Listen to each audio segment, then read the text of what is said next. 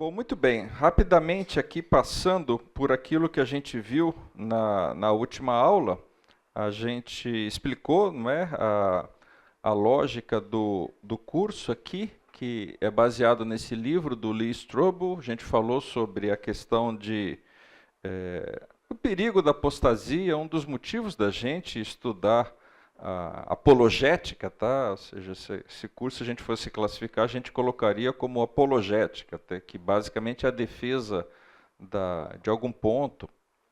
É, eu vejo algumas utilidades aqui. Uma é para deixar mais forte a nossa fé, uma fé fundamentada em fatos. Outra é na questão de convencer céticos que muitas vezes objeções intelectuais são a barreira para a pessoa acreditar. E, de fato, a gente vive numa sociedade onde nós somos tidos como tapados, obtusos, que não pensamos, enfim. A gente falou um pouco aí da estrutura do curso, né? A gente ainda está na primeira parte, vai ficar aqui mais um ou dois domingos, onde a gente vai olhar sobre os dados sobre Jesus, olhando muito a confiabilidade do relato do Novo Testamento, se a gente tem pessoas que conviveram lá e falaram que lá não aconteceu, enfim, coisas dessa natureza. E depois teremos um foco em Jesus, na pessoa de Jesus, e em terceiro, num dos aspectos mais atacados, que é a ressurreição, que é uma grande prova da divindade de Cristo e da verdade do Evangelho. Então a gente viu algumas coisas, né? A gente viu a questão da autoria dos Evangelhos, a gente viu com base no que a gente consegue atribuir, que é Mateus, Marcos, Lucas e João, que escreveram os Evangelhos, algumas das objeções que são levantadas, a questão muito relevante, né? Isso é uma das fortes objeções. João é um evangelho muito atacado por conta dele ter uma data mais recente, né? Ele foi escrito no final do primeiro século, mas além disso a divindade de Jesus ela é muito presente no evangelho de João. Então eles falam, não, isso daqui foi um mito que surgiu. Na verdade, tem gente eu até vou falar um pouco sobre isso hoje. Tinha uma escola crítica alemã que colocava João escrito pelo menos em 160 depois de Cristo, mas provavelmente mais tarde que isso. Tem gente que fala que foi escrito lá no terceiro, quarto século, tá? E a gente teve uma descoberta aí no meados do século XX que pôs por terra essa teoria. Mas, enfim, então esse é um dos temas. Aí, só que a gente vê a questão da divindade nos outros evangelhos ditos sinóticos. Tá? Mateus, Marcos, Lucas são ditos sinóticos porque eles são todos escritos da mesma perspectiva. Sinótico quer dizer exatamente isso, que tem a mesma ótica. Tá? Então, a expressão filho do homem, a gente viu que ela refere-se à divindade, vem lá do texto de Daniel 7, Jesus falando, eu sou, tá? Jesus perdoando pecados, que aparecem em todos os evangelhos. Então, não é uma exclusividade de João o tema de divindade de Cristo. Tá? E algumas pessoas perguntaram, vocês estão vendo alguns vídeos que eu coloco, esses vídeos foram extraídos de um vídeo que tem no YouTube. Então, a referência que quiser eu posso passar aqui, mas aqueles links compridos aí, mas se procurar em Defesa de Cristo, Lee Strobel, esse Nina que publicou aqui é o que tem a legenda, mas se você for procurar, tem o original em inglês, tá? The Case for Christ, Lee Strobel, você vai achar o original, mas se você prefere que tenha a legenda, provavelmente uma irmãzinha nossa aí publicou isso daí com as legendas, que pode ajudar muita gente, ok? Daquilo que foi falado na primeira aula, ou mesmo desse tema, alguém dúvidas? Alguém tem algum comentário? Ok, então vamos seguir com o nosso curso aqui. E a gente falou então na primeira aula a questão da autoria.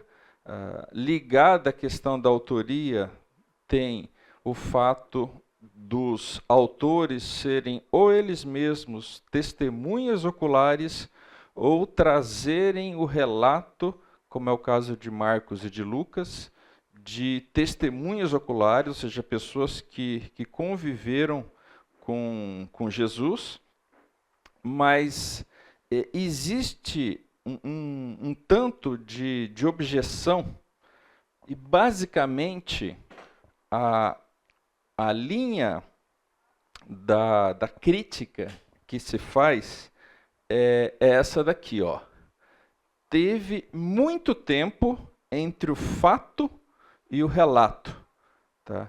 E o que aconteceu? Se passa-se muito tempo, pode ser que Jesus era uma pessoa que arrebanhou muitos seguidores, foram surgindo mitos e lendas. Sabe aquela história de quem conta um conto aumenta um ponto? Olha, não, o cara, nossa, ele era assim que ele até poderia andar sobre as águas. Não, parece que alguém viu ele andando. Não, ele andou, ou seja, sabe, então na verdade nada disso aconteceu, é tudo. Essa é basicamente a linha desses críticos, tá? Tem uma cética chamada Karen Armstrong. Ela escreveu um livro, A History of God, ou seja, a História de Deus, e eu vou ler um trecho do que ela fala aqui, ó. Sabemos muito pouco sobre Jesus. O primeiro relato mais abrangente sobre sua vida aparece no Evangelho segundo São Marcos, que só foi escrito por volta do ano 70, cerca de 40 anos depois de sua morte. Àquela altura, os fatos históricos achavam-se misturados a elementos míticos que expressavam o significado que Jesus havia adquirido para seus seguidores. Ou seja, não é a história, é o significado que ele adquiriu para os seguidores. É esse significado, basicamente, que o evangelista nos apresenta, e não uma descrição direta e confiável. Ou seja, essa é uma frase que resume a linha dessas críticas. Então, a ideia aqui é, tudo bem, então vamos analisar isso daí, se existe precisão nos relatos, tá? Então, eu vou de novo passar um vídeo aqui que vai falar um pouco sobre, dar uma introdução sobre a questão de datas, nascimento, morte de Jesus, tá? E o ministério dele. Depois aparece o Mark Strauss, que é um dos scholars aí sobre o Novo Testamento, falando um pouco sobre essa proximidade de eventos. E depois a gente vai dar sequência a isso, para introduzir o assunto, então. Espera um pouquinho, só está muito baixo, né? Vamos tentar resolver isso.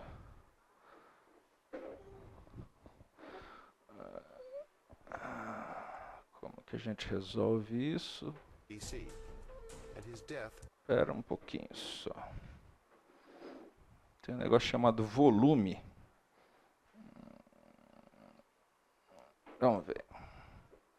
Então, vamos recomeçar aqui do começo. Most historians date Jesus' birth between the years 7 and 4 BC, and his death no later than AD 33. Jesus' public ministry began with the choosing of his disciples and lasted approximately 3 years, culminating in the Passion Week and his trial and death. Scholars generally agree that the Gospel of Mark was written first, sometime between the years 60 and 75 in the 1st century. Matthew and Luke were probably authored shortly after, followed by the Gospel of John. The New Testament Gospels are by far our earliest and most reliable records of Jesus of Nazareth.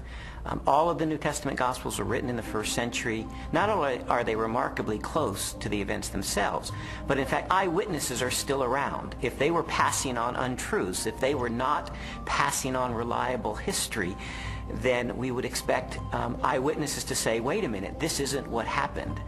But eyewitnesses are around. Eyewitnesses could confirm what they said. All of the gospel writers either were eyewitnesses or interviewed eyewitnesses to gain the Muito bem. information that they gained about Jesus. Bom, basicamente eu dei uma cortada aqui no vídeo, mas tem o essencial aqui. Então vamos entender o que essas datas. E aqui eu queria fazer uma distinção de dois assuntos, ambos importantes. Tá? O primeiro assunto é a data de escrita dos evangelhos, que tem a ver com aquilo que eu acabei de falar. Os evangelhos são a principal, de longe, a principal fonte de informação do que Jesus fez, falou, o que aconteceu na época. Não são os únicos. Tá? Então, um primeiro aspecto é a data de escrita dos evangelhos. Coloca data dos evangelhos. Esse é o primeiro ponto. Agora, tem um segundo ponto. Tá? Vamos supor que a gente realmente não foi tão próximo. Sei lá, passaram-se, como a Karen Armstrong fala, no mínimo 40. Tem gente que fala que foram séculos. Tá? Não acredita na escrita dos evangelhos no primeiro século. Como eu falei, João foi escrito lá pelo ano 300, 400. E não foi, obviamente, João que escreveu. Tá? Mas então tem o segundo aspecto. Tá? Ou seja, isso daqui é suficiente. Se eu colocar os evangelhos escritos décadas e décadas lá para frente, num período de tempo que seria possível desenvolverem-se mitos e lendas, será que isso já invalida aquilo que sabemos sobre Jesus? Então vamos dar uma olhada nisso. Tá? Então, sobre as datas dos evangelhos. Aqui, e esse é um exercício que a gente não precisa ser... provavelmente vocês já viram estudos sobre isso, tá, gente? Definir quando tal coisa aconteceu não é simples, né? É bem complexo, tem sempre variação, mas tem alguns exercícios de lógica que são bem simples da gente fazer. Tá? Mesmo nos círculos mais liberais, entenda o seguinte, o cara que tende mais para o ceticismo. Tá? Disse que Marcos foi escrito mais ou menos em 70 depois de Cristo, Mateus e Lucas um pouco depois, 80 depois de Cristo, e João por volta do ano 90. Tá? Lógico, tem os extremistas, como eu falei, que acreditam que João foi escrito muito depois. Mas é pouca gente que acredita. A maioria, e aqui não estou falando de gente crente, não, estou falando de estudioso sobre o assunto. Tá? Então, isso daqui é mais ou menos a consenso. Tá?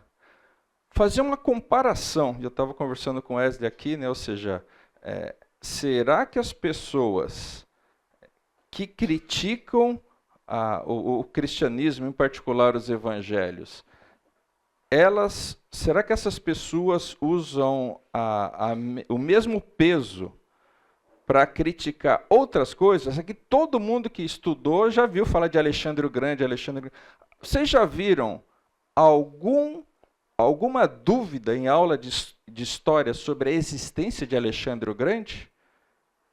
Não existe isso. A primeira biografia de Alexandre o Grande foi escrita mais de 400 anos da morte dele. Tá? A Karen Armstrong está criticando os evangelhos que supostamente foram escritos talvez até 40 anos depois. Olha só como é que são dois pesos e duas medidas. Tá? Então, e esse é um primeiro aspecto. Mas, olhando com um pouco mais de atenção sobre a data dos evangelhos, e dá para fazer um exercício. A gente sabe que, e isso é uma coisa relativamente bem documentada, o apóstolo Paulo, morreu entre 62, no máximo em 64 depois de Cristo. Tá? Alguém pode pegar o texto de Atos? Vamos lá, vamos fazer um exercício aí de Atos. Quem que é o grande personagem de Atos, figura humana? Paulo, certo? Ou seja, começa lá com os apóstolos, lá, e depois, sei lá, 2/3 do livro de Atos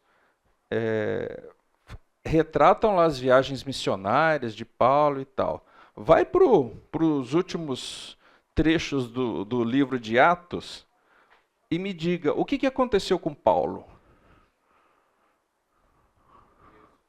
Foi preso. E depois? O que está escrito aí no livro? Alguém encontrou? Onde que ele morreu? Como que ele morreu? Não, não fala, né? Vamos lá. Você escreve um livro, o grande personagem desse livro fala lá, está preso. Imagina que Paulo tivesse morrido. Atos narra a morte de Estevão, não tem lá em detalhes o discurso que ele foi apedrejado. Se Paulo tivesse morrido já quando Atos foi escrito, vocês acham que estaria o relato da morte dele ou não no livro de Atos? É meio que óbvio que estaria, certo? Então, é razoável, e de novo, essa data aqui é uma data que é segura. Tá? Então, é razoável a gente supor que Atos foi escrito antes de 62, depois de Cristo, certo? Muito bem, vamos seguir com o raciocínio. Atos foi escrito por Lucas, e no começo de Atos ele fala que esse é o segundo livro que ele escreve. Qual que foi o primeiro? O Evangelho de Lucas. Então vamos lá. Então a gente sabe que o Evangelho de Lucas foi anterior a Atos. E a gente sabe que Marcos foi o primeiro evangelho escrito, por quê? Porque Lucas e Mateus também fazem referências ao evangelho de Marcos. Então vamos lá. Atos foi escrito antes da morte de Paulo, Lucas foi escrito antes de Atos, Marcos foi escrito antes de Lucas. Tá? Então, se a gente for fazendo, vamos supor que tem 1 ou 2 anos entre um e outro, a gente vai colocar a escrita de Marcos não em 70, mas nos anos 60 ou talvez final dos anos 50. Então vamos lá. O argumento da Karen Armstrong e de tantos outros aí, que foram 3 décadas pelo menos, não, talvez não sejam 3 décadas, talvez sejam 2 décadas. Tá? Quem sabe o que vai ser comemorado, no certo sentido, mas relembrado, em 1º de maio desse ano? Hã? Além do Dia do Trabalho. 30 anos de quê? Puxa vida, ninguém gosta de Fórmula 1 aqui? A morte do Ayrton Senna. Quantos anos vai fazer? 30 anos. Eu lembro, e olha, eu não era fã do Senna, tá? Eu sempre fui fã do Piquet. Eu lembro com quem eu conversei quando teve o acidente. Eu conversei por telefone com a amiga a Luciana, que era fã do Senna e tal. A gente falou por telefone. Eu lembro onde eu estava. Eu lembro o piso do apartamento onde eu estava. Eu lembro o sofá do apartamento. Eu lembro a televisão. Eu lembro que era um domingo de manhã. Tá? Eu lembro o armário. Tá? Eu lembro relatos do que aconteceu, do que o caixão veio. Não sei se vocês sabem disso. O caixão dele veio. Eles queriam. Normalmente o caixão vem no depósito, né, do avião. Aí o pessoal, principalmente o Galvão Bueno, falou: não, eles arrancaram um monte de assento ali da executiva lá, e o caixão veio ali, dentro do lado das pessoas, tá? Porque achavam... Enfim, eu lembro do caixão passeando pela cidade. Eu lembro que o metrô, uma cena do carro de bombeiros passando pela Marginal de São Paulo, e o metrô parado em cima... Eu nunca vi isso na minha vida, um trem do metrô parar para ver o cortejo fúnebre. Tá? E faz 30 anos. Será que 30 anos é tempo suficiente para nascer mito? Vamos pegar o caso do Senna. Tá? O Senna teve a famosa corrida em Interlagos, que ele terminou as últimas voltas só na sexta marcha, tá? Não sei se vocês lembram dessa história aí, tá? Cara, isso é uma coisa impressionante, tá? Imagina que alguém fala, não, ele ganhou a corrida inteira, ele largou na... Não, pera um pouco, não, você está exagerando. Não foi bem assim. Era um circuito de alta e tal, ou seja, ele estava perdendo tempo. Ele só na sexta marcha era mais rápido que todo mundo. Não, não era verdade isso. Tá? Enfim, é muito fácil o cara começa a fazer conjecturas e começa a lançar dúvidas sobre a questão da data de escrita dos evangelhos. Tá? Agora, então, a gente está trabalhando com esse aspecto aqui, tá? A data dos evangelhos. Vamos pensar numa outra coisa. Os evangelhos não são o único escrito que a gente deve considerar naquilo que diz respeito sobre o que Cristo fez, o que ele falou. Tá? Vocês, não sei se vocês sabem, mas vão saber agora, os livros do Novo Testamento não estão em ordem cronológica. Tá? Na verdade, os primeiros livros a serem escritos foram as cartas de Paulo. Tá? Paulo começa o ministério dele, então, sei lá, eu fiz um desenho aqui para facilitar. Então, talvez a data de escrita dos evangelhos esteja por aqui, certo? Alguma coisa entre, vamos pôr, 60 e 95. Tá? E aí, em tese, teria os 30 anos aqui de gap entre a morte. Cristo nasceu um pouquinho antes do ano 0, morreu por volta do ano 30, tá? Então, teria 30 anos entre a morte dele e a data dos evangelhos. Agora, vamos pegar as cartas de Paulo. O ministério de Paulo começou no final da década de 40. Tá? De novo, a gente não vai gastar tempo aqui para como que se chegou nisso daí, mas isso é fato. Tá? As cartas mais relevantes de Paulo são da década de 50. E elas contêm informação sobre o quê? Sobre as coisas que estavam acontecendo, sobre as crenças da época. E uma coisa, aqui não sei, alguém sabe o que é um credo? Cruz credo, tá? Ninguém sabe o que é um credo. Ninguém foi criado em igreja presbiteriana aqui? Fala. Ou católico. Uma vez, gente, essa é uma história que aconteceu comigo, né? Eu fui criado na igreja presbiteriana e a gente estava na Catedral Presbiteriana de Copacabana, alguma coisa assim. É uma igreja tradicional, parece mesmo uma igreja católica, né? E eu devia ter o quê? 10, 12 anos de idade. Aí senta, quem não é desse tempo aí, os bancos da igreja, aqueles bancos, quando você vai em casamento, igreja, é daquele estilo lá. Então tem aqui, e na frente tem o lugar para pôr Bíblia, inário, essas coisas assim, né? E tinha um livreto lá, meio que um catecismo ali da igreja, e tinha um credo lá. E aí o credo falava assim, que em algum momento falou, creio na Santa Igreja Católica. Eu li aquilo lá, eu regalei os olhos assim e falei com meu pai, né? Falei, cara, que a gente não é presbiteriano, a gente é da Igreja Católica agora? Que história é essa, né? E aí ele me explicou, foi quando eu aprendi. Alguém sabe o que quer dizer católico?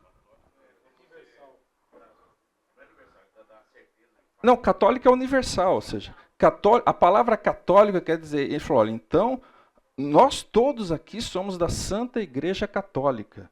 Tá? Sim, não a católica apostólica romana.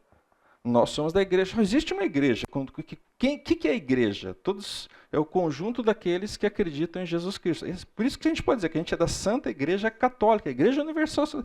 Alguém aqui já teve a experiência, eu já tive isso algumas vezes, de ir para o exterior, ir em algum encontro, conversar. Eu tive um encontro de mocidade numa igreja, num país, numa língua que não era minha, uma cultura que não era minha, e você se sentia em casa como você se sente aqui. Tá? É uma coisa impressionante. É uma prova, digamos assim, de que aquilo lá é uma igreja católica. Mas enfim, então, o que eu estava lendo lá naquela igreja? Era um credo. Então, creio em Deus Pai Todo-Poderoso, creio em Jesus, Criador dos céus e da terra, creio em Jesus Cristo, creio no nascimento da Virgem. Tem vários credos, né? Então, isso é um credo. Tá? Por que eu estou falando isso? O que um credo faz? Aqui tem um exemplo do credo apostólico. Tá? Ó. Creio em Deus Pai Todo-Poderoso, Criador do céu e da terra. Creio em Jesus Cristo, seu único Filho. Enfim, há vários outros. Tá? O que um credo ele expressa? Ele sintetiza... E eu estou falando, a gente é de uma igreja muito pouco formal nesse sentido, tá, gente? E por isso até que acho que a maioria de vocês nunca viu isso daí. Mas isso é uma coisa comum em alguns círculos cristãos. Tá? Basicamente, um credo sintetiza artigos essenciais do cristianismo ou de um ramo do cristianismo em particular. Por que eu estou falando isso daqui? Porque as cartas de Paulo, elas trazem exemplos de credos, de hinos. Abram lá, por favor, Filipenses 2, 6 a 11.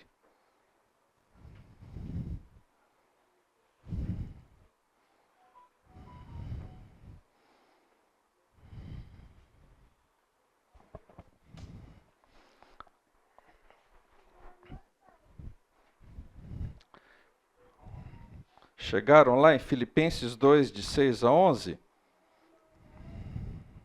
Deixa eu ler aqui, porque assim fica mais fácil de sair na gravação. Olha esse texto, esse é um texto bem conhecido, tá?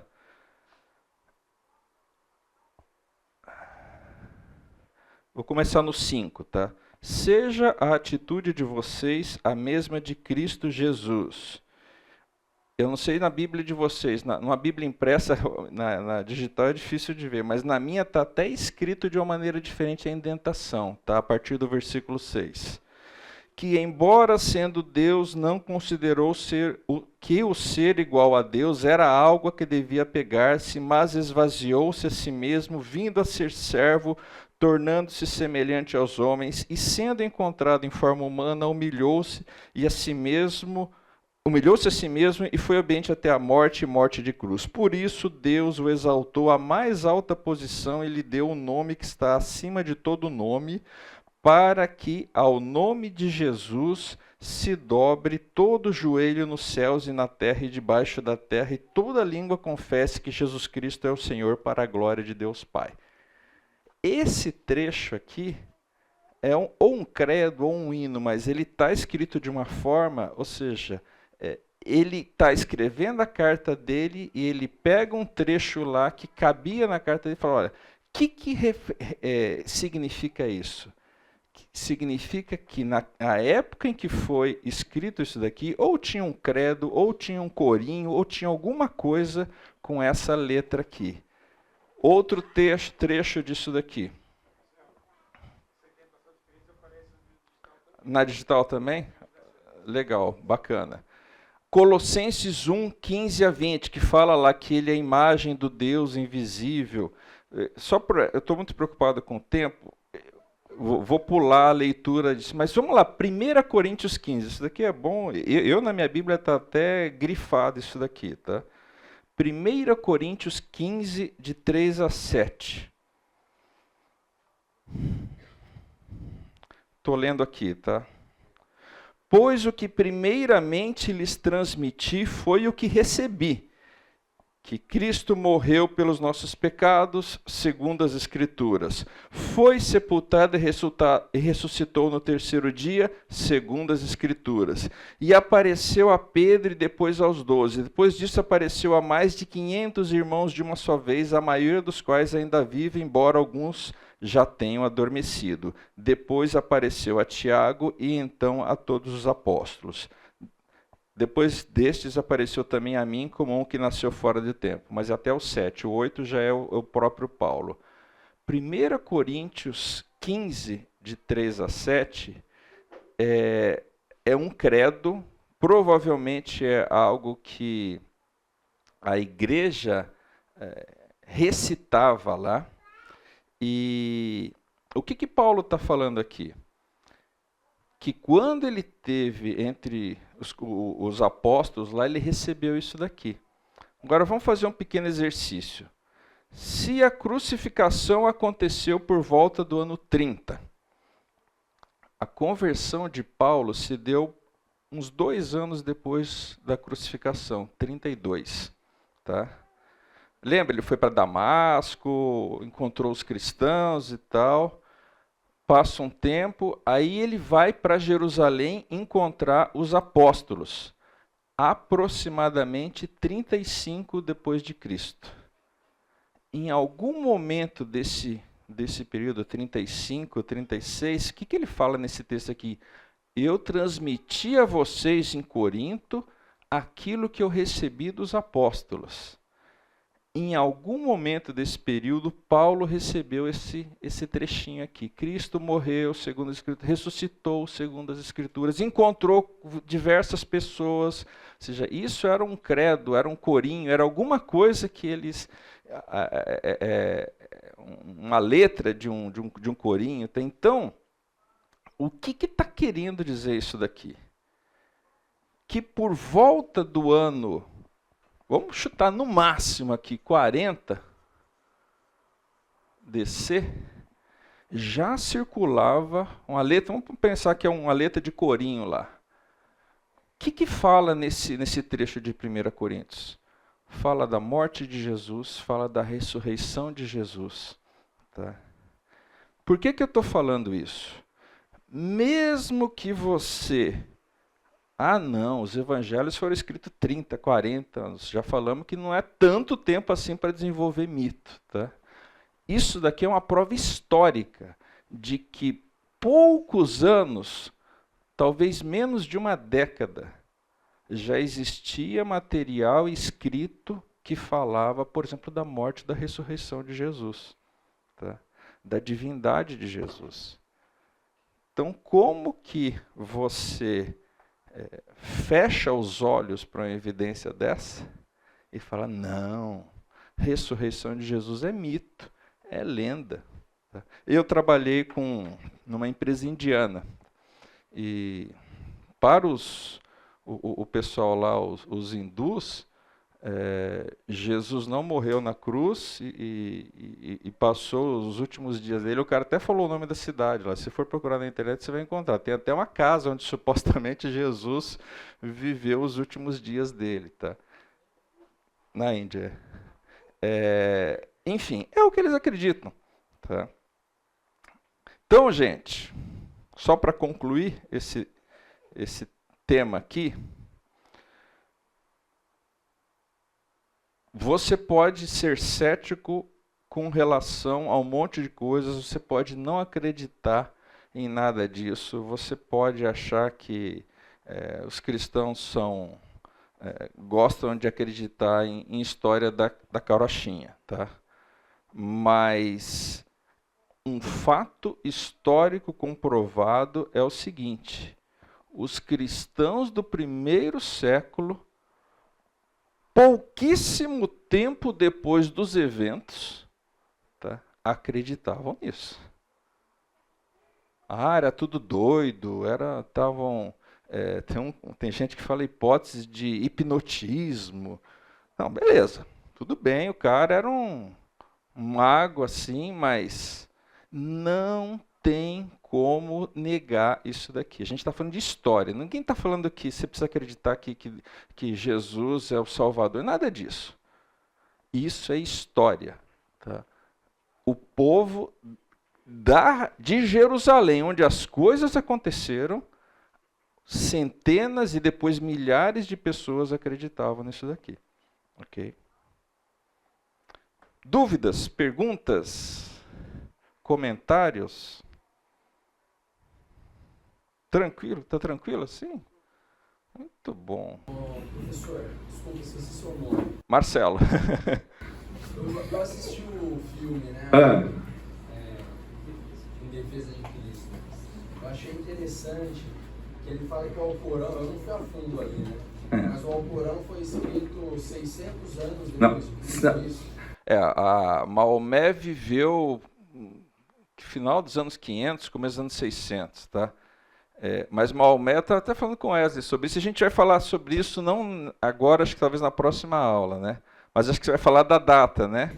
Só para, né, porque foi escrito bem depois e Maomé, ele viveu alguns séculos depois, 5 ou 6 séculos depois. Qual que é a questão interessante? É muito semelhante à história de Alexandre o Grande. Maomé, ele era analfabeto, tá? Ele, não é para falar mal dele, mas assim, muita gente naquela época não lia e escrevia, tá? E quem registrou foram os seguidores dele, mas não os seguidores direto, os seguidores dos seguidores, porque é da ordem de 130 anos. O primeiro registro escrito do Alcorão depois da morte de Maomé. Tá? E eu, pelo menos, nunca ouvi ninguém questionando a historicidade do Alcorão. Tá? O quê? Não é louco, né? Então, repara a diferença, tá, da confiabilidade de um relato e de outro relato. Tá? Então, mas um bom comentário, tá? Essa é uma outra perspectiva. Bom, oi. Outra coisa que corrobora é quando a Bíblia faz menção, né, do momento que aconteceu determinado evento. Então, no reinado do rei. A gente vai falar sobre isso, vai ter uma aula sobre arqueologia, tá? Que basicamente é isso, ou seja, um dos testes é falar, puxa, se o cara foi preciso ou impreciso com relação a datas, governantes, locais, tá? Então, o estudo da história, da arqueologia, é outra coisa que pode ou mostrar que aquilo lá é impreciso, e aí você, poxa, se o cara errou o nome da... Imagina o cara escrevendo sobre, na época que vamos pegar alguém aqui, o Tarcísio era presidente do Brasil. Tarcísio pode até ser presidente, mas vamos pegar um cara que nunca vai ser presidente. O Fernando Leite. Na época que o Fernando Leite era presidente do Brasil, ou prefeito de Campinas.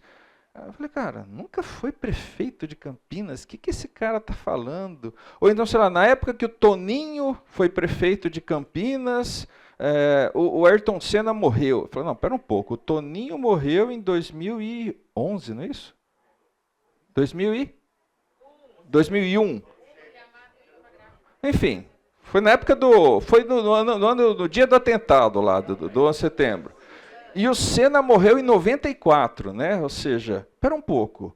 Não foi quando o Senna morreu, o Toninho não era prefeito de Campinas. Será que esse cara... Sabe aquele... Opa, espera um pouco, esse cara escreveu muito tempo depois, confundiu as datas. É bem nessa linha. A gente vai ver algumas informações sobre isso. Tá?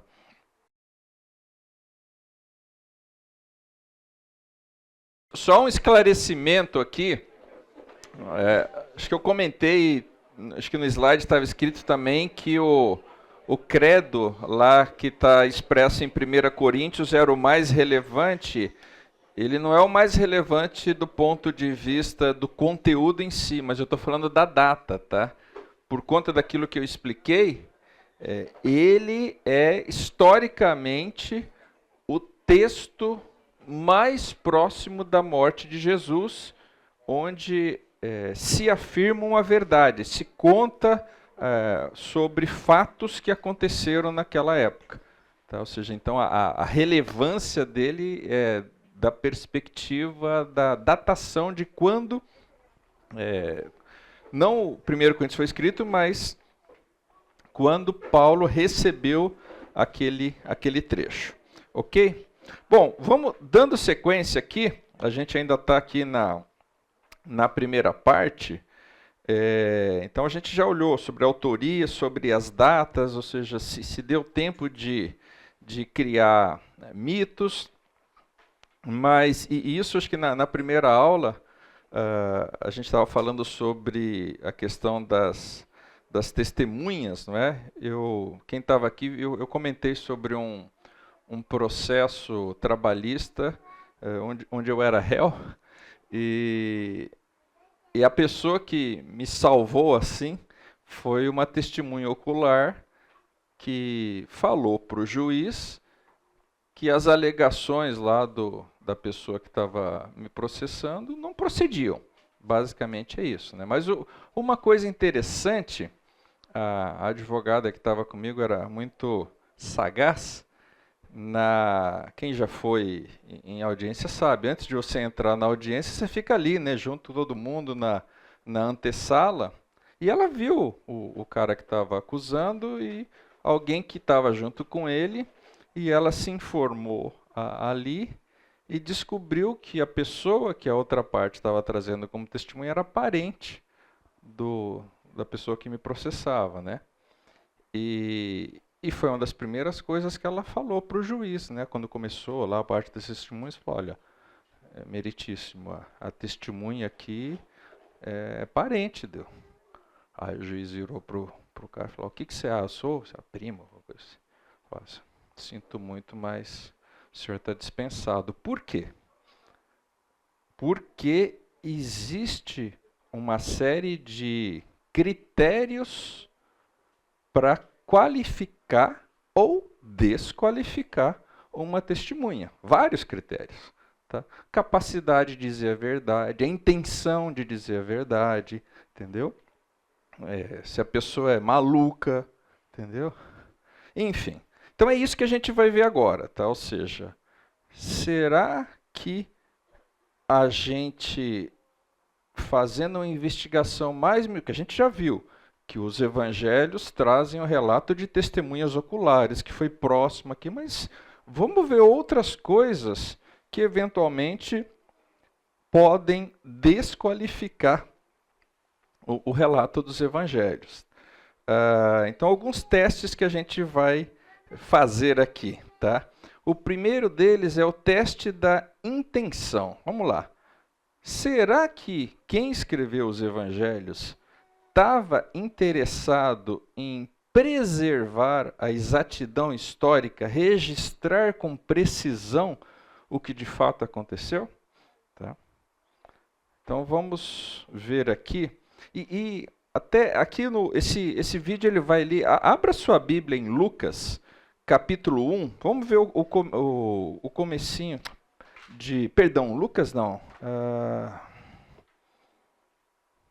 Não, é Lucas mesmo, perdão. Eu estava falando Atos, eu confundo, porque é o Lucas que escreveu os dois, né?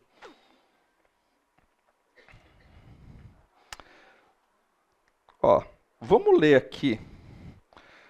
Lucas, capítulo 1. Muitos já se dedicaram a elaborar um relato dos fatos que se cumpriram entre nós, conforme nos foram transmitidos por aqueles que desde o início foram testemunhas oculares e servos da palavra. Olha o 3. Eu mesmo investiguei tudo cuidadosamente desde o começo e decidi escrever-te um relato ordenado, ó excelentíssimo Teófilo, para que tenhas a certeza das coisas que te foram ensinadas.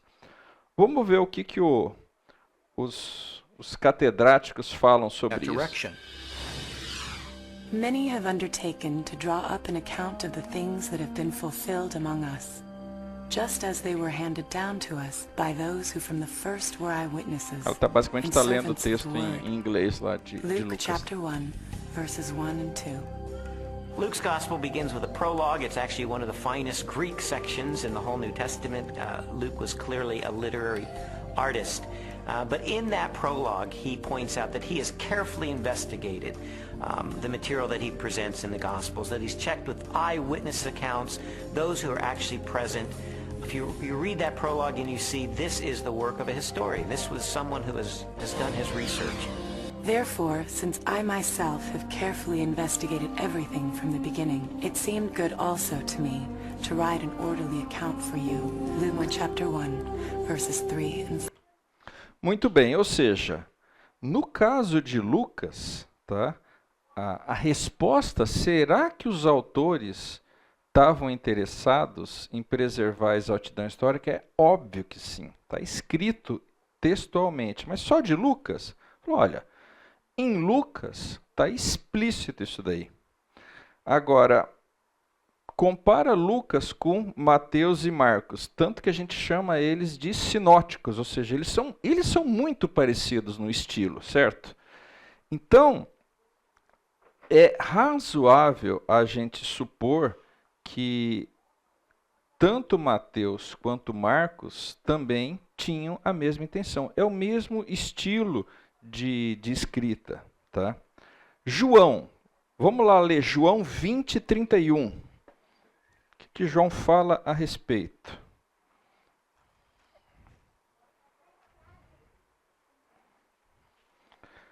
João 20, 31. Deixa eu ler o 30 também. Jesus realizou na presença dos seus discípulos muitos outros sinais miraculosos que não estão registrados neste livro. Mas estes, os que estão escritos nesse livro, foram escritos para que vocês creiam que Jesus é o Cristo, o Filho de Deus, e crendo, tenham vida em seu nome. Tá? Aqui ele fala um pouco da intenção dele em escrever isso. E ainda que tenha uma base teológica por trás disso daqui, está claro aqui que falou, olha, eu estou descrevendo o que aconteceu para que você perceba o que aconteceu e entenda e creia. Eu não estou inventando coisa. Eu estou registrando o que aconteceu porque a história de Jesus é maravilhosa. E todo mundo que conhece a história, todo mundo, vamos entrar no debate aí de eleição e tudo mais, ou seja, se você conhecer a história, a chance de você se converter é maior, vamos colocar dessa forma. Então, está muito claro aqui a intenção. Eles não tinham intenção de criar um mito, uma lenda, não. Está muito clara a intenção deles. Outro detalhe, e isso se você já leu mitologia grega, se você já leu outros relatos de heróis da época, você percebe claramente que o tom dos evangelhos não é um tom assim, que o cara, sabe, grifa muito forte as cores. Não, é um tom sóbrio. Tá? De preocupações, ou seja, não é um negócio de fábula, que parece um negócio inventado, não tem isso daí. Tá? Outra coisa, tem muito detalhe, a gente vai ver um pouco mais sobre isso.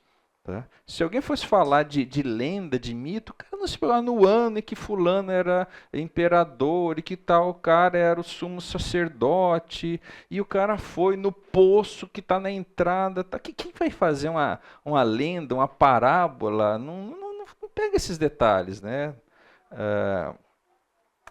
Como eu falei, se você compara aí com outros relatos aí de mitologia. Então, claramente, intenção deturpada não era o caso. Agora, vamos falar sobre a capacidade deles de escreverem, dos autores, um relato com acurácia dos eventos históricos. Tá? A gente tem aquela famosa frase, né? Querer é poder. Que é lindo isso daí como motivação, mas é uma grande mentira, né, gente? Eu quero levantar 500 quilos, tá? Posso querer à vontade, eu nunca vou, muito menos que isso, eu não vou conseguir levantar, tá? Então, e aqui, de novo, é um dos aspectos onde céticos muitas vezes criticam isso daí, falam, olha, será que os escritores tinham essa capacidade, né? Será que o material e os ensinamentos de Jesus, mesmo que tenham passado-se 20, 30, 40 anos apenas, mas será que chegou de uma maneira confiável? Será que não tinha, sei lá, falhou a memória, tá? Ou mesmo alguma coisa que era um exagero aí aconteceu nesse período? Então, o normal da gente, quando a gente olha, eu acabei de fazer essa analogia, né, gente, dos 30 anos da morte do Ayrton Senna.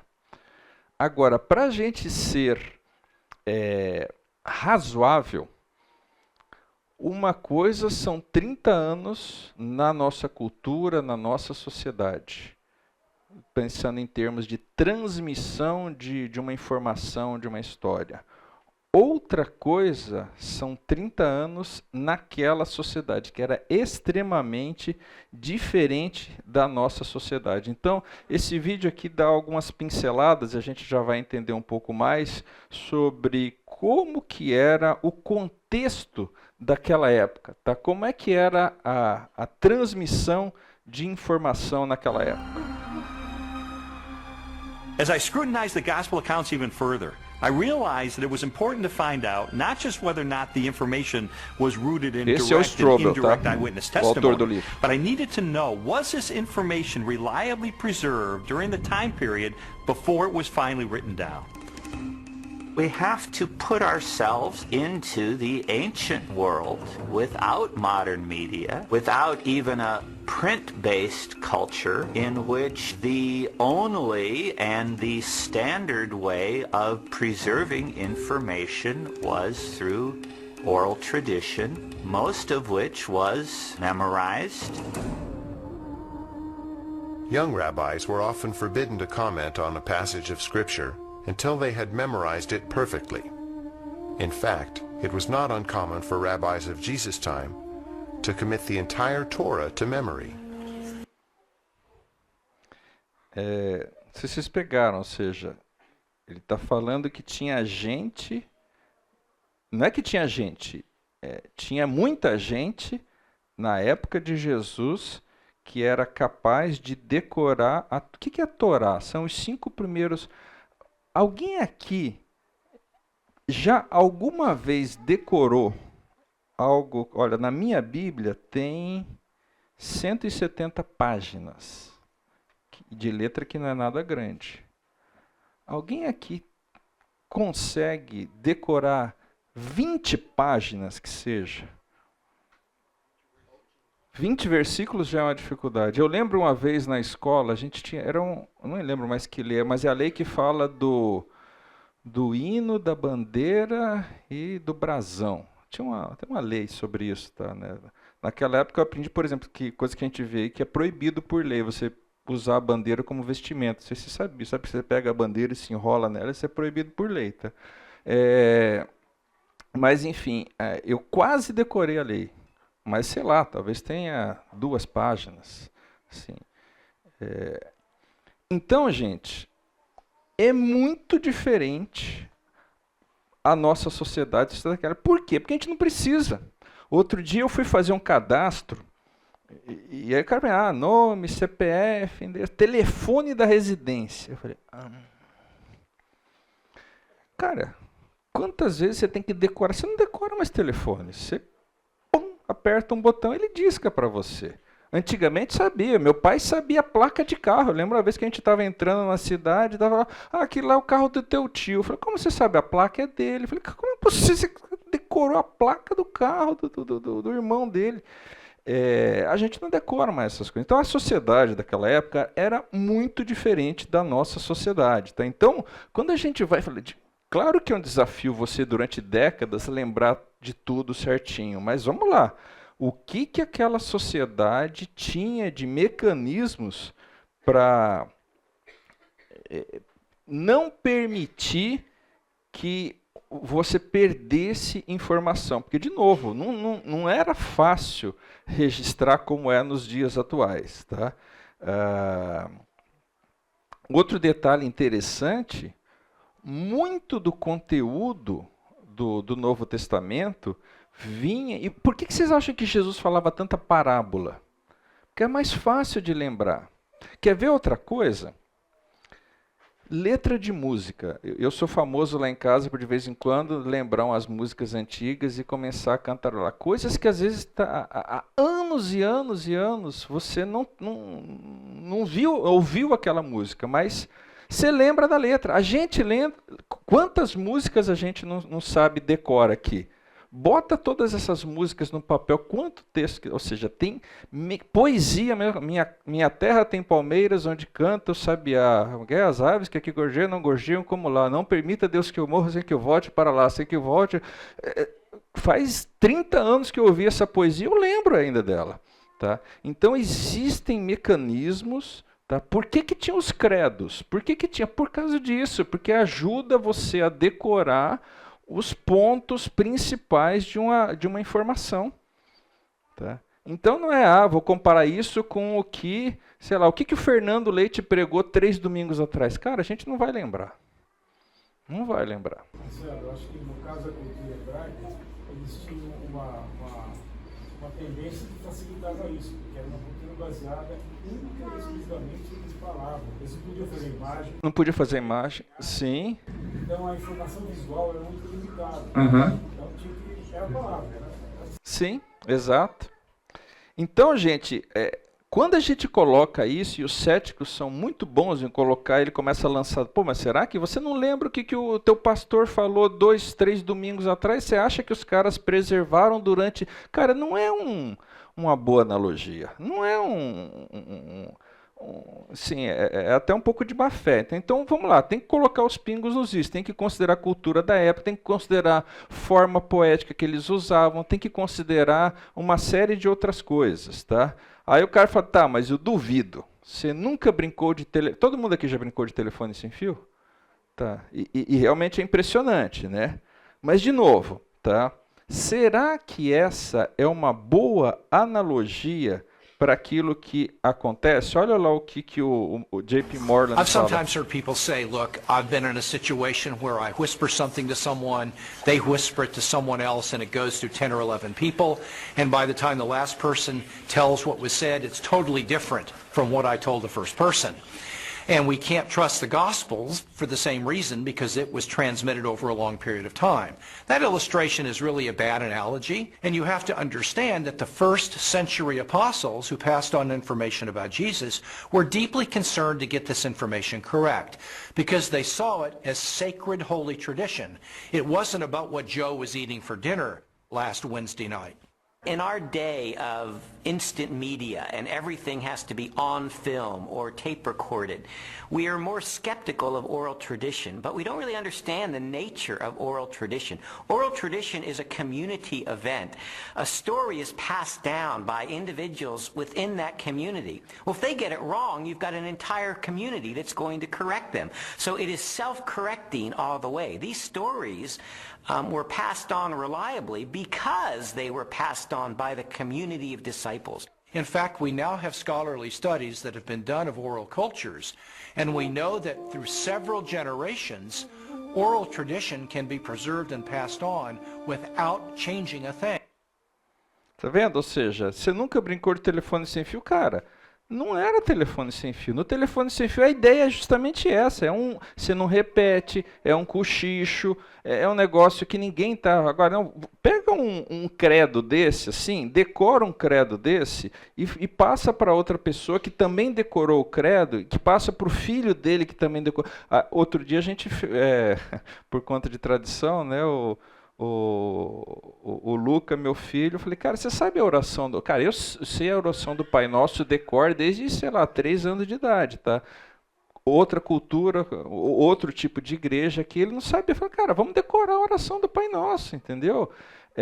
Qual a chance de a pessoa transmitir errado a oração do Pai Nosso de pai para o filho se não tivesse escrito? Eu nunca li a oração do Pai Nosso na Bíblia. Eu aprendi ouvindo todo domingo, recitava a oração do Pai Nosso na igreja que eu frequentava. Eu decorei aquilo lá. Eu decorei a Ave Maria, porque eu ouvia de vez em quando na escola. Entendeu? E, obviamente, não acredito naquilo lá. Qual a chance da... Eu tenho certeza que meu bisavô recitava a oração do Pai Nosso, assim, palavra por palavra, idêntica que eu aprendi. Tenho certeza disso. Meu bisavô nasceu no início do século passado, entendeu? Aliás, antes, meu bisavô nasceu no final do século XIX, tá? Ou seja, tem mais de 100 anos aí de transmissão de uma oração, no contexto da minha família, que eu tenho certeza que palavra por palavra está preservada. Tá? Então, não é que nem telefone sem fio. Diferenças, tá? Ou seja, a atenção, o cuidado, saber decor a trechos de palavra, entendeu? No telefone sem fio, uma brincadeira, enfim. De novo, tá? Num certo sentido,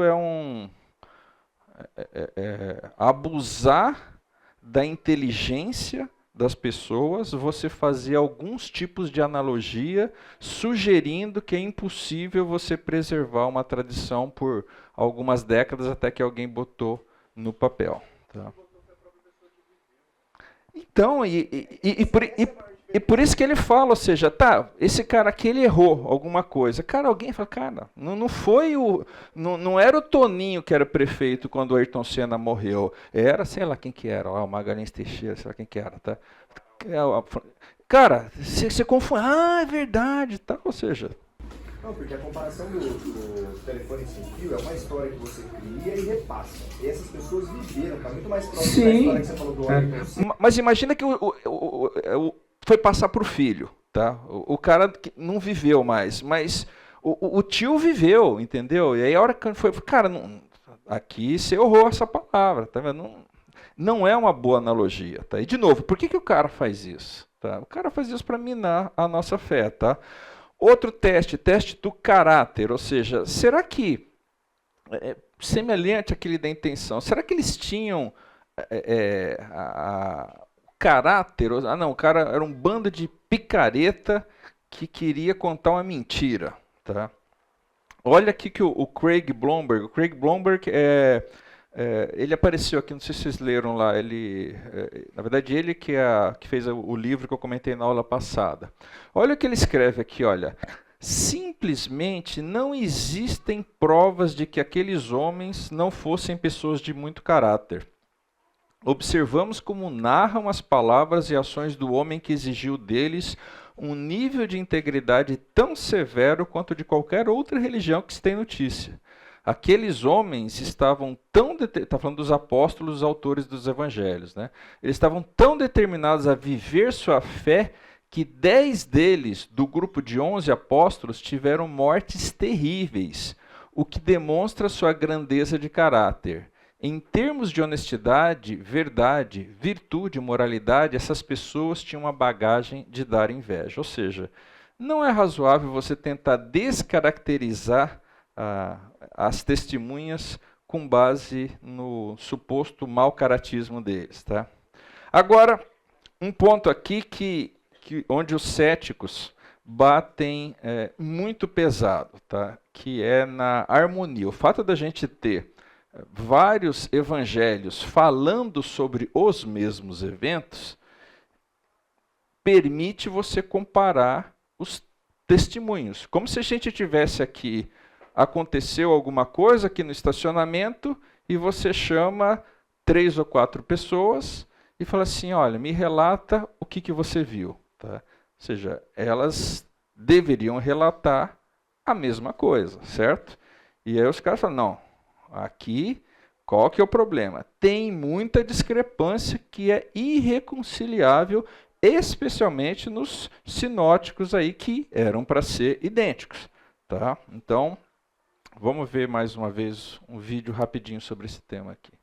Já está apagado.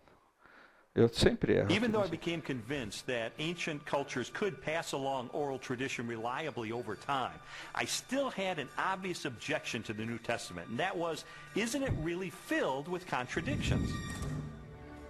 One of the issues people often raise is the question of apparent contradictions between the Synoptic Gospels, where there's a parallel story. For example, Matthew tells the story of 2 blind men being healed, whereas in Mark's account there's only 1 blind man. How can we get this contradiction? The vast majority of these apparent contradictions, however, are quite easily resolved.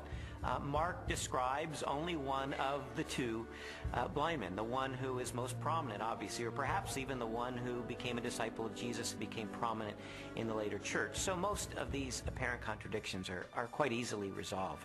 Had every single account given us exactly the same detail, we might have accused them of some form of collusion, of having gotten together and carefully planned out how they were always going to tell the story with the exact number of details, but then one doesn't have independent testimony at all.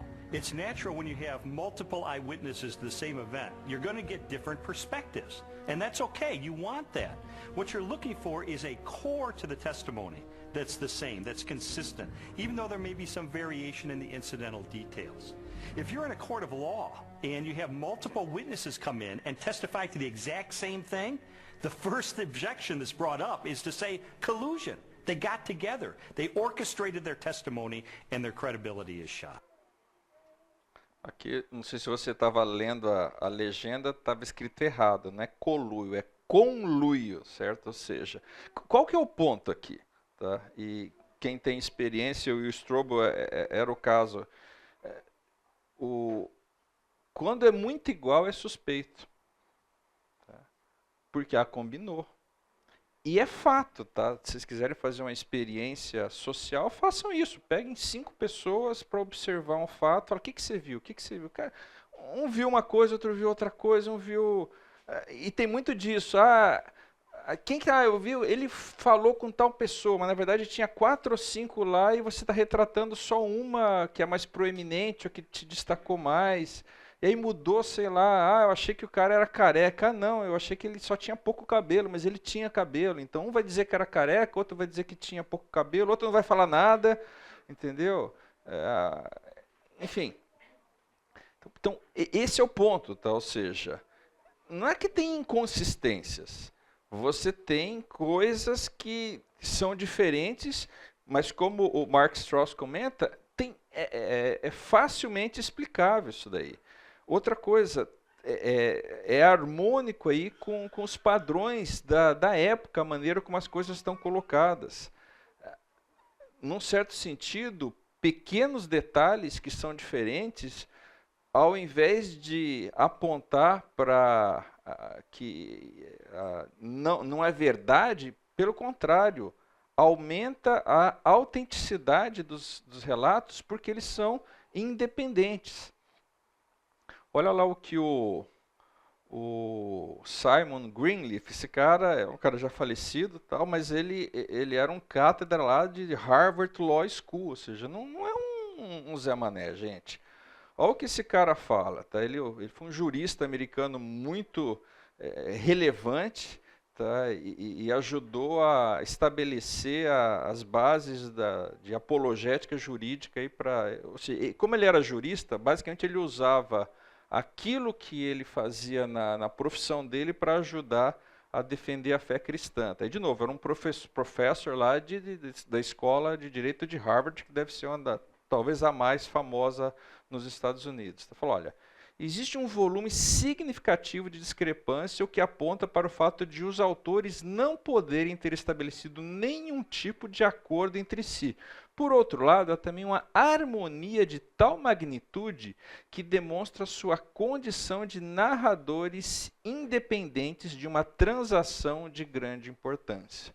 Tá? Ou seja, é uma análise técnica sobre essas diferenças que existem aí entre os evangelhos. Tá? Tem um curso aqui que de vez em quando é dado na escola bíblica sobre supostos erros da Bíblia. Tá? Alguém já fez aulas? Alguns de vocês já. Então, e lá a gente vê isso daí. Tá? Ou seja, por que tem isso? A gente não tem tempo de ver isso aqui. Tem até, se vocês quiserem, não vai dar tempo da gente ver isso antes do intervalo, do final da aula, mas tem 2 textos aqui, tá? Ou seja, 2 casos aqui. Tá? Um é do centurião e outro daquele episódio onde Jesus expulsa os demônios e eles vão parar lá numa vara de porcos que caem no precipício. Tá? Se vocês quiserem depois dar uma lida, leiam esses relatos nos diferentes evangelhos e vejam se vocês encontram as discrepâncias. A gente pode, no começo da próxima aula, gastar 2, 3 minutinhos para olhar isso daqui. Tá? Mas por conta do tempo eu vou avançar, senão a gente não consegue terminar o material. Oi. Uma discrepância ou uma divergência não necessariamente é uma contradição. Sim. Uma diferença. Sim. Os evangelhos sinóticos não se contradizem. Não, exatamente. Aqui o Mark Strauss cita lá o caso lá dos cegos. Tá? Por quê? Porque num evangelho fala que tinham 2 cegos e no outro fala que tinha um cego. Isso é uma verdade matemática. Em todo lugar que tem 2 também tem um, certo? Não é verdade?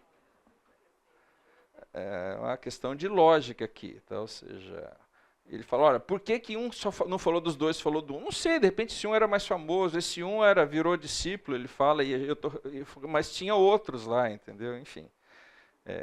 Então, esse é o ponto. Tá? De novo, a gente tem um monte de testes que a gente consegue fazer. Por exemplo, teste do preconceito. Tá? Será que os caras tinham um preconceito, ou seja, alguma coisa que fazia ele distorcer, contaminar? Será que eles tinham algum interesse oculto nisso daí? E aí alguém fala, tá, mas eles amavam a Jesus, tá? Será que eles não eram observadores neutros, certo? Será que eles não escreveram para parecer que Jesus era melhor do que foi e tal? Falou, olha, essa é uma hipótese que você pode levantar, mas repara, o padrão ético de Jesus era elevado. Eles certamente, dentro daquele padrão, iriam honrar e respeitar muito mais a Jesus, sendo íntegros no testemunho dele. Outra coisa, eles não tinham nada a ganhar ao registrar as coisas que ele registrava, do ponto de vista humano. Não ganharam dinheiro, tá? Foram perseguidos. Repara, no começo a igreja era perseguida, depois que ela até ganhou lá, foi bem vista pelo Estado, mas isso foi séculos depois. Naquela época que eles registraram isso daí, era uma roubada, digamos assim, do ponto de vista humano, escrever as coisas que esses caras escreveram. Tá? A grande maioria deles morreu, morte violenta por conta disso. Ou seja, acobertamento. O que é? Pô, será que o cara não esqueceu convenientemente de mencionar algumas coisas? O próprio João fala, olha, aqui a gente não escreveu tudo, eu não escrevi tudo, eu escrevi algumas das coisas porque não cabia escrever tudo. Então a gente sabe que eles foram seletivos, não escreveram tudo. Será que aconteceram 20 coisas, eu peguei 3 ou 4 aqui, será que eu não peguei só as 3 ou 4 que eram mais convenientes? Tá? Mas aí a gente começa a analisar o Evangelho. Primeira coisa, as palavras de Jesus, muitas vezes, eram palavras duras. Tá? Por exemplo, lembra da história lá do adultério? Que ele falou, não, cara, você não precisa deitar com a mulher para cometer adultério. Você olhou para ela lá, falou, pô, podia ter deixado essa de fora, né? Outra coisa, tem trechos dos evangelhos que são meio complicados de explicar. Tá? Quer ver alguns deles? Marcos 6,5. Lá fala que Jesus não pôde fazer muitos milagres em Nazaré porque as pessoas de lá eram incrédulas. Parece que dá a entender que Jesus não era onipotente, né? Marcos 13, ele fala que ele não sabia do segundo retorno dele, só, puxa vida, mas... repara, se o cara fosse ser seletivo, para não retratar com fidelidade, talvez o cara tivesse deixado, porque esse texto era um texto meio complicado. Tá?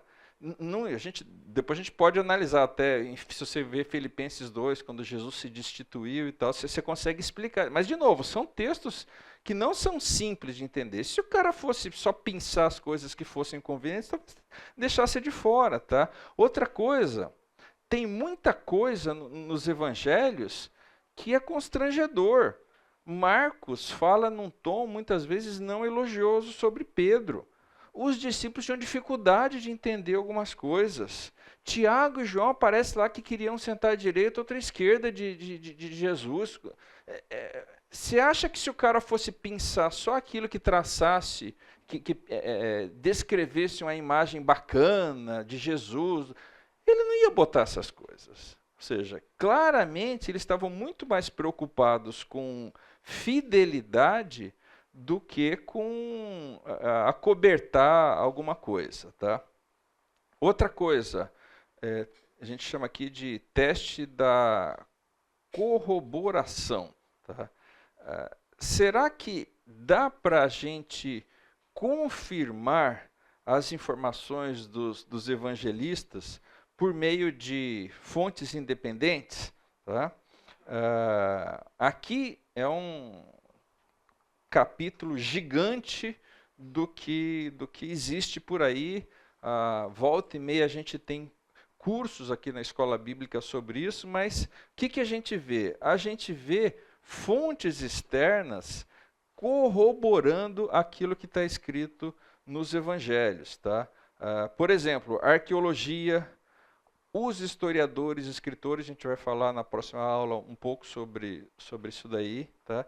O fato é, quando a gente tem alguma fonte externa falando sobre, onde você pode cruzar informação com aquilo que está nos evangelhos, o que você normalmente encontra é, cara, de fato, o relato dos evangelhos é fidedigno. Tá?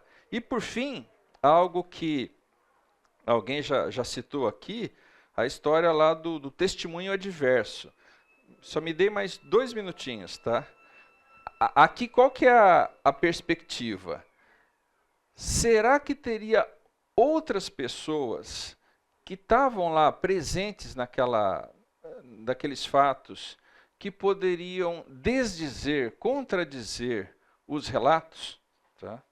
E repare, no caso dos evangelhos, a gente não só tinha gente que poderia corrigir uma coisa errada, como tinha um monte de gente que teria o maior prazer de falar, falou abobrinha, não foi assim.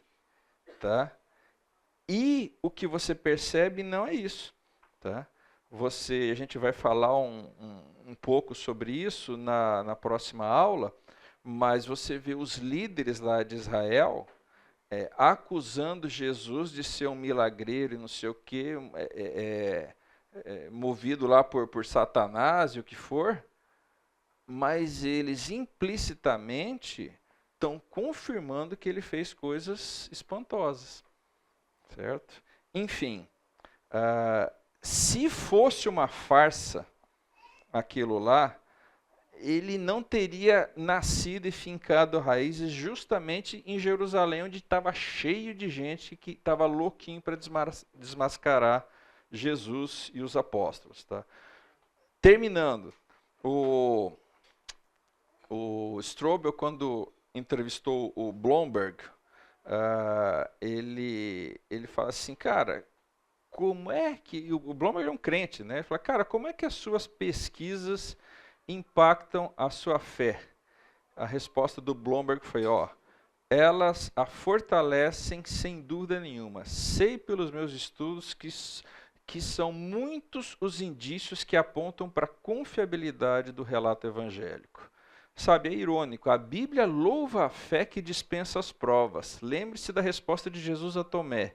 Porque me viu, você creu? Felizes os que não viram e creram. Eu sei que as provas nunca podem compelir ou coagir a fé. Não podemos tomar o lugar do Espírito Santo, o que é sempre uma preocupação dos cristãos quando ouvem discussões desse tipo. Sabe, há muitas histórias de estudiosos especializados no Novo Testamento que não eram cristãos, mas pelo estudo dessas mesmas questões chegaram a Cristo pela fé. muitos outros eruditos que eram cristãos tiveram a sua fé fortalecida, mais solidificada e mais bem fundamentada por causa das provas. É nessa categoria que eu me encaixo. Então, de novo, gente, a fé que a gente tem não é baseada em história da carochinha, tá? É baseada em fatos históricos comprovados.